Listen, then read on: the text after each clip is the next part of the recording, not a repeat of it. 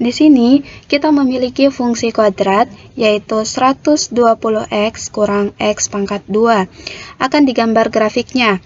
Namun, terlebih dahulu kita harus menentukan titik potong pada sumbu x maupun sumbu y-nya. Untuk menentukan titik potong pada sumbu x-nya, maka nilai y-nya harus disamakan dengan 0, sehingga diperoleh 120x dikurang x pangkat 2 sama dengan 0.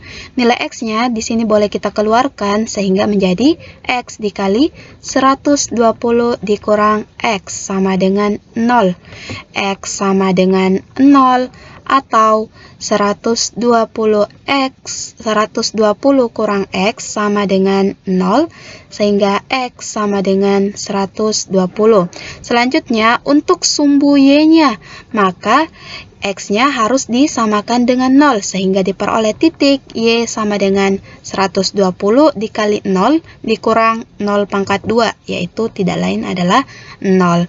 Kemudian, satu titik lagi yang harus kita cari sebelum menggambar grafik, yaitu titik baliknya, yaitu xp, yp.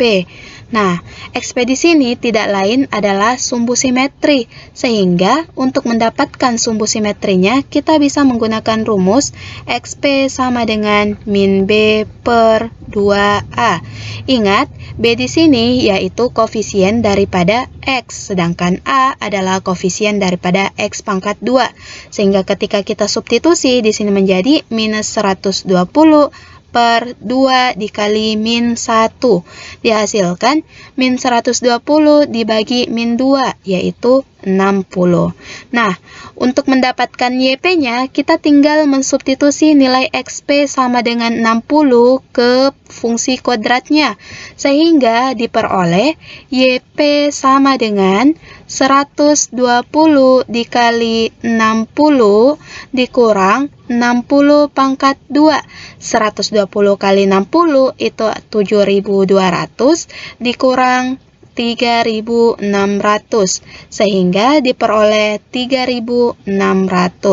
Kita bisa menuliskan titik-titik yang diperoleh, yaitu titik 0,0 di sini, kemudian titik 120,0 dan titik 60,3600.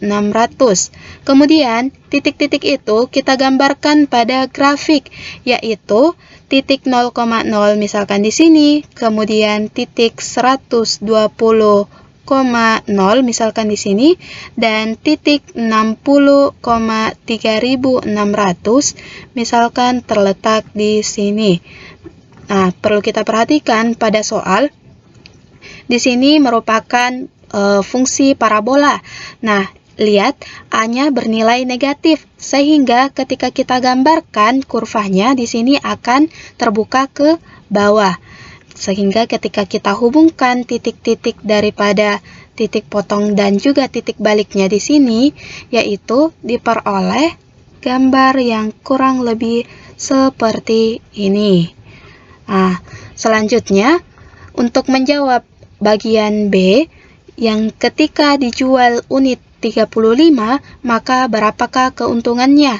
Untuk menjawab ini, kita tinggal mensubstitusi nilai X sama dengan 35 ke fungsi labanya, sehingga diperoleh PX yaitu 120 dikali 35 dikurang 35 berpangkat 2, yaitu 120 dikali 35, yaitu 4.200 dikurang 1.225 sama dengan 2.975.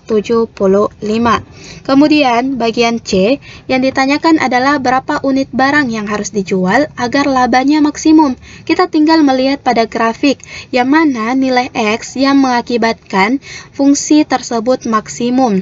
Nah, kita bisa lihat di sini untuk X sama dengan 60 akan mengakibatkan nilai Y-nya di sini menjadi maksimum, yaitu sebesar 3.600. Sehingga jawaban yang cocok untuk bagian C yaitu X sama dengan 60 unit. Oke, sekian, sampai jumpa di soal berikutnya.